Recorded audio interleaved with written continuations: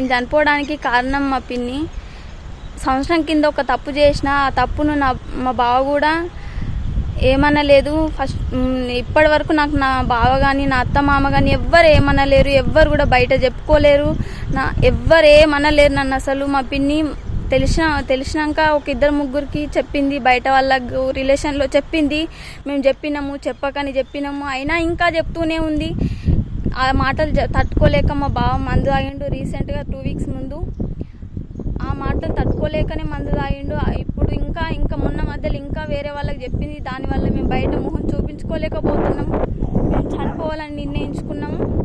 మా అత్తయ్యకు మా మామయ్యకు ఎవ్వరు ఏం అడగాల్సిన అవసరం లేదు. ముఖ్యంగా మా అత్తయ్య మామకి మా అన్న ఏం అడగాల్సిన అవసరం అసలు అడిగి రైట్సే లేవు. అసలైన తొలి వెలుగు. ఫాలో వాట్సాప్ @తొలి వెలుగు official.